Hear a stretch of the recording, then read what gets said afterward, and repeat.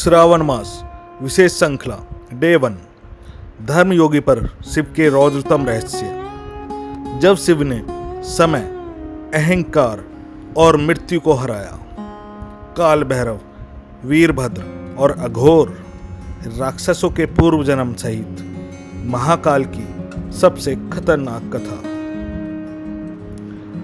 जिस क्षण ब्रह्मा का सिर जमीन पर गिरा, जब वीरभद्र की आंखों से अग्नि बरसी और जब शमशान में अघोर शिव ने कहा, मुझे जानना है तो मृत्यु के द्वार तक आना होगा, उसी क्षण ब्रह्मांड ने जाना ये भोले नहीं हैं, ये हैं काल के भी काल, महाकाल।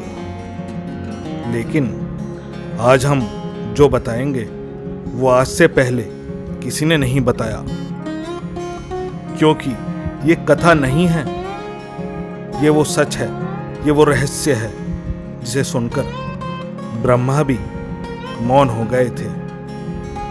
तो तैयार हो जाइए जानने के लिए वो रहस्य जो छिपा है शिव के रौद्रतम रूप में, काल भैरव, वीरभद्र और अघोर, और जानिए इनसे जुड़े राक्षसों, देवताओं और ब्रह्मा के पिछले जन्मों की गूढ़ सच्चाई। आज शुरू हो रहा है श्रावण मास शिव रहस्य श्रृंखला, सिर्फ धर्म योगी पर। काल भैरव, काल का संहारक। कथा का आरंभ बहुत समय पहले की बात है, जब सृष्टि का विस्तार हो रहा था। ब्रह्मदेव ने अनगिनत लोकों, प्रजापतियों, देवताओं और जीवों की रचना की थी, पर धीरे धीरे उनके भीतर एक विषैला बीज पनपने लगा, अहंकार का। उनमें अहंकार आ चुका था। उन्होंने घोषणा कर दी, मैं ही सर्वोच्च हूँ, मैं सृष्टि करता हूँ, शिव केवल संहार करते हैं और संहार बिना सृजन के व्यर्थ है। अगर मैं सृजन नहीं करूंगा तो शिव किस चीज का संहार करेगा। इसी घमंड के चलते उन्होंने धर्म के विरुद्ध बातें कहनी शुरू कर दी। उन्होंने वेदों को संशोधित करने का प्रयास किया, शास्त्रों की मर्यादा टूटने लगी, संसार के संतुलन में कंपन आने लगा। ब्रह्मा का पिछला जन्म। पिछले जन्म में ब्रह्मा के 5 मुख थे।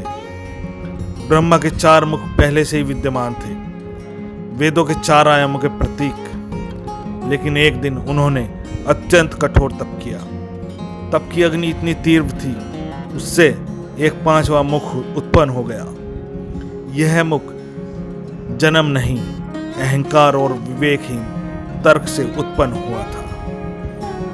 इस मुख ने धर्म और मर्यादा की सीमाएं लांघनी शुरू कर दी थी।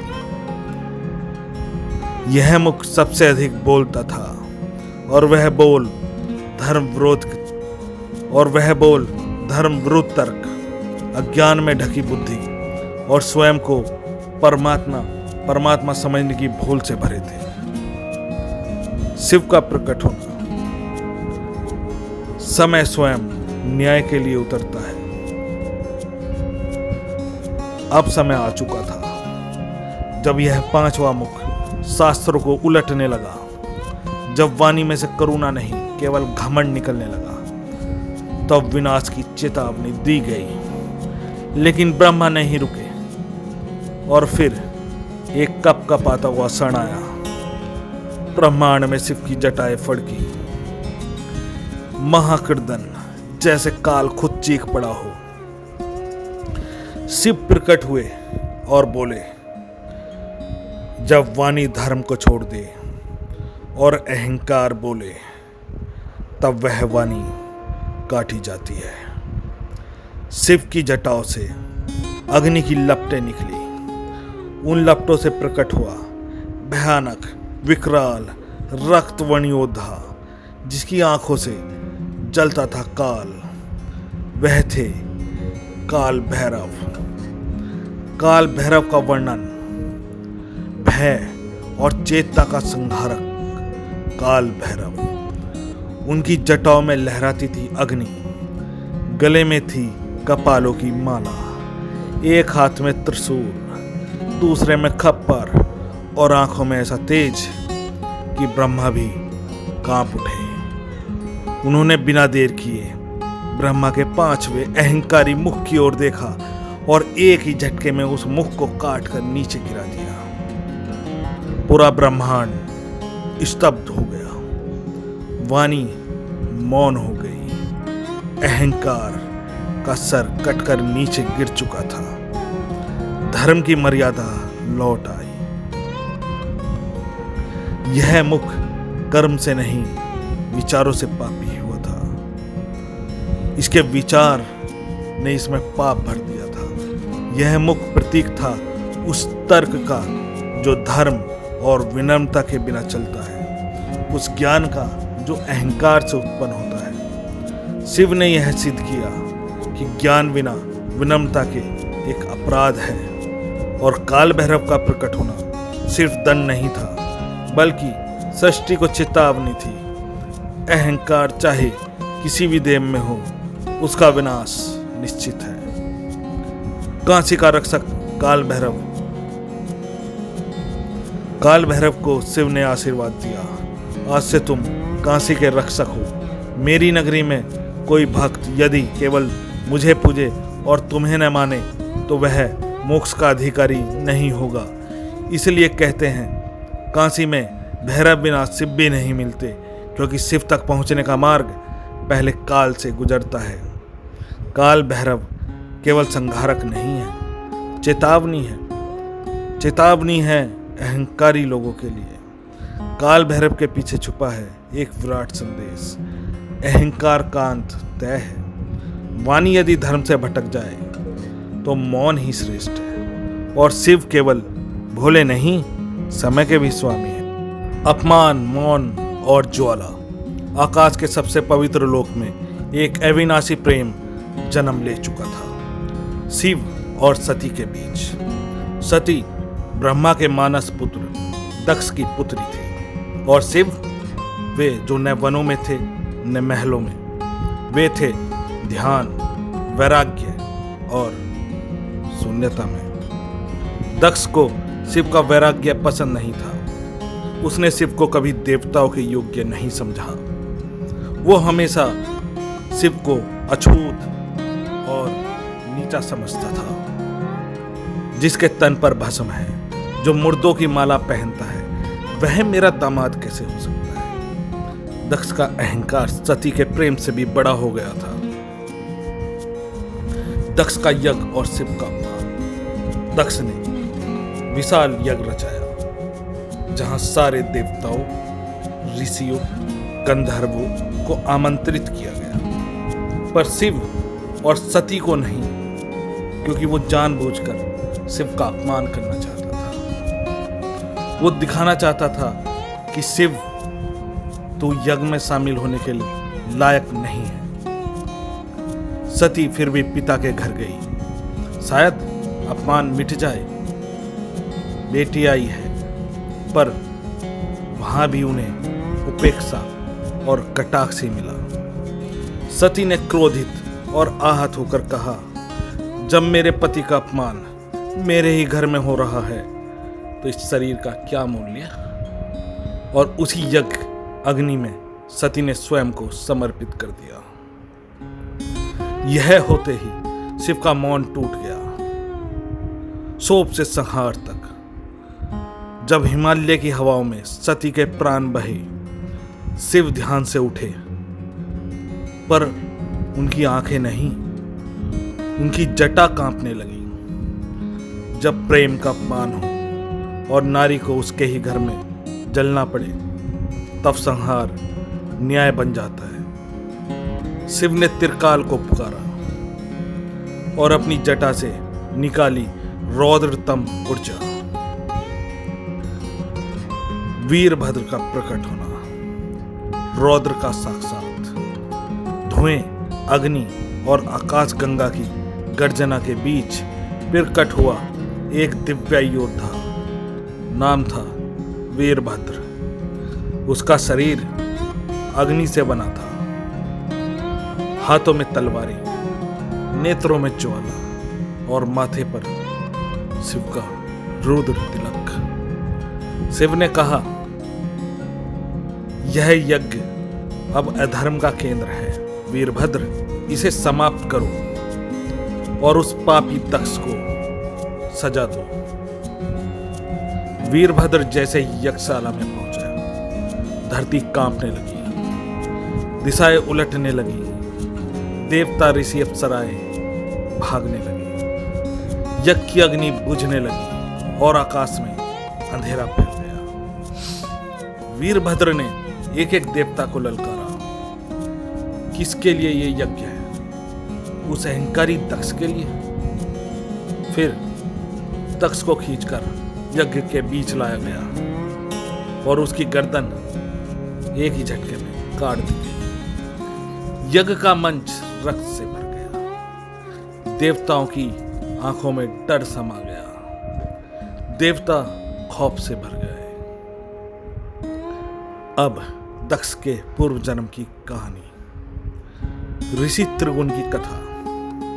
बहुत कम लोग जानते हैं कि दक्ष केवल इस जन्म में अपमानित नहीं हुआ, वो पूर्व जन्म से ही शिव द्वेष लेकर आया था। वह एक महान तपस्वी ऋषि त्रिगुण था, परंतु अपने तप के घमंड में उसने देवताओं को तुच्छ और शिव को अशांत, अपवित्र और अनावश्यक कह डाला। शिव को चुनौती देना अपने ही कर्म को जलाना था। उसे शाप मिला, तू देवों के मध्य जन्म लेगा, पर तेरा हृदय शिव द्वेष से भरा रहेगा और तेरे अपमान से ही मेरा रौद्र प्रकट। आत्मबोध और पुनर्जन्म। बकरी का सिर क्यों? जब वीरभद्र ने अपने कार्य पूर्ण किया और दक्ष मृत पड़ा था, तब देवता शिव से क्षमा मांगने लगे। जब वीरभद्र ने अपना कार्य पूर्ण किया और दक्ष मृत पड़ा था, तब देवता शिव से क्षमा मांगने लगे। सती का शरीर तो जल चुका था, पर यज्ञ का उद्देश्य और धर्म अब तक अधूरा था। यज्ञ को अधूरा नहीं छोड़ा जा सकता। शिव स्वयं पहुंचे, उनकी आंखों में करुणा थी, लेकिन न्याय भी। उन्होंने देखा दक्ष के प्राण पछतावे में डूब चुके हैं। तब शिव ने उसे नया जीवन दिया, लेकिन बकरी का सिर देकर। क्यों? क्योंकि अब वह अहंकार नहीं, नम्रता का प्रतीक बन चुका था। एक देव जो जान चुका था, नारी का अपमान केवल मृत्यु नहीं, सृष्टि का संतुलन बिगाड़ सकता है। वीरभद्र केवल रौद्र नहीं थे, वो शिव की मौन वेदना का रूप थे। जब शिव मौन होते हैं, तब वीरभद्र बोलते हैं, और जब प्रेम जल जाए, तब न्याय आग बनता है। वीरभद्र का प्रकट होना एक संकेत था कि अहंकारी देवता भी अधर्मी बन सकते हैं। धर्म देवत्व से नहीं, व्यवहार से निर्धारित होता है, और नारी के सम्मान की रक्षा स्वयं शिव करते हैं। इसलिए वीरभद्र को तांत्रिक, शैव और योग परंपराओं में शिव का क्रोध, न्याय और रक्षक कहा जाता है। जहाँ देवता स्वर्गलोक में वास करते हैं, जहाँ ऋषि हिमालय की गुफाओं में तप करते हैं, वहीं एक देव ऐसा है जो शमशान को अपना निवास बनाता है। राक्षस सना शरीर, कपालों की माला और रुद्राक्षों से नहीं, बल्कि मृत्यु की चेतना से भरे हुए नैन, वह शिव का अघोर रूप है। अघोर जिसका अर्थ है घोर नहीं, यानी वह जो डरावना नहीं है, परंतु जिससे अज्ञान का भय समाप्त हो जाए। पर इस रूप का प्रकट होना एक साधारण घटना नहीं थी। इसके पीछे था एक तांत्रिक राक्षस का जन्म और उसका पूर्व जन्म का पाप। विकटासुर की कथा। एक शिवगामी साधु की विकट भूल। बहुत प्राचीन काल में एक साधक हुआ करता था, नाम था शिवगामी। वह तपस्या करता शिव को पाने के लिए, शमशान में, तंत्र साधना में, नारी त्याग में।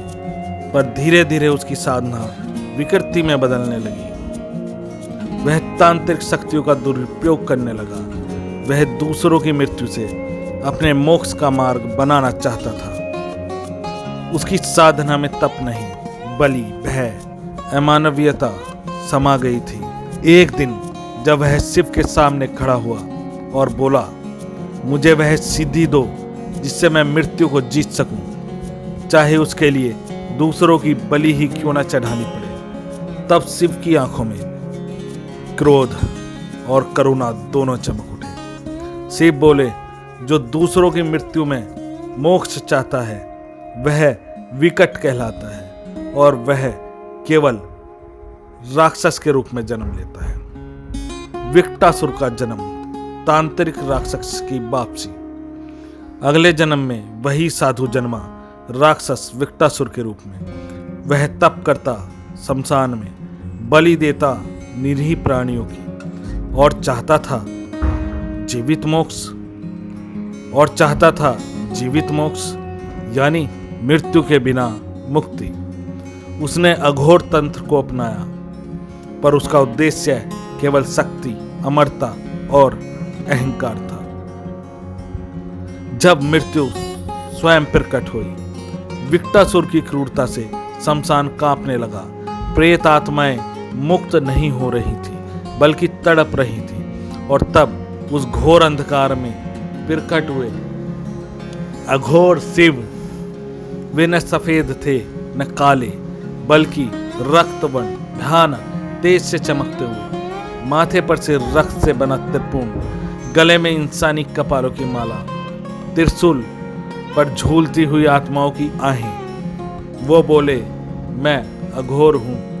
और अघोर वह होता है जो मृत्यु से नहीं डरता, पर मृत्यु का अपमान भी सहन नहीं करता। विकटासुर ने शिव पर तांत्रिक अस्त्र चलाए, मंत्र, अग्नि, बलि सब कुछ झोंक दिया, पर शिव शांत रहे, जैसे वह देख रहे हों एक आत्मा की अंतिम परीक्षा। और फिर एक ही त्रिशूल से शिव ने विकटासुर का अंत कर दिया। अघोर का अर्थ है वह जो घोर नहीं, यानी जो भयानक नहीं। शमशान में जो दिखता है डरावना, अघोर शिव उसे ज्ञान, मोक्ष और प्रकाश में बदल देते हैं। और वे हमें सिखाते हैं मृत्यु कोई अंत नहीं, बल्कि अंतहीन यात्रा का एक द्वार है। जो मृत्यु को स्वीकार कर ले वही जीवन को समझ पाता है। जो शमशान में बैठ सके वही समाधि में जा सकता है। अघोर शिव भय नहीं, बोध है। वो मंदिरों में नहीं रहते, क्योंकि वो भक्तों को भय से नहीं बल्कि तप और आत्मबोध से मोक्ष देते हैं। विकटासुर की कथा बताती है, जब साधना से उद्देश्य भटक जाए तो साधक भी राक्षस बन जाता है। और अघोर शिव सिखाते हैं, जो मृत्यु को साध ले वही जीवन का रहस्य जान पाता है। शिव केवल देव नहीं है, वे चेतना है, वे संतुलन है, वे न्याय है। और जब ब्रह्मा, दक्ष और विकटासुर जैसे स्वयं अपने अहंकार में डूब जाते हैं, तब शिव रौद्र बनते हैं। काल भैरव अहंकार की वाणी को मौन करने वाला, वीरभद्र नारी के सम्मान का प्रतिशोध लेने वाला, अघोर शिव मृत्यु में छिपे ज्ञान का प्रकाश। इसलिए याद रखिए, शिव को पूजने से पहले समझना जरूरी है, क्योंकि वो करुणा भी हैं, पर पहले न्याय है। कल की कथा, जब शिव स्वयं प्रेम के अधीन हुए। अशोक सुंदर, नटराज और चंद्रशेखर की रहस्यमय कथाएं, और जिनके पीछे छिपी हैं 3 असुर आत्माओं की अधूरी साधनाएं। सब्सक्राइब करें, बेल आइकन दबाएं और हर रोज हमसे जुड़े धर्मयोगी, जहां पर हर दिन श्रावण मास का रहस्य खुलेगा, शिव के सबसे गुप्त रूपों के साथ। कमेंट करें, क्या आपने काल भैरव, वीरभद्र या अघोर के इन रहस्यों को पहले कभी इस रूप में जाना है? शेयर करें, इस कथा को हर उस भक्त तक पहुंचाएं जो शिव से नहीं, शिवत्व से जुड़ना चाहता है।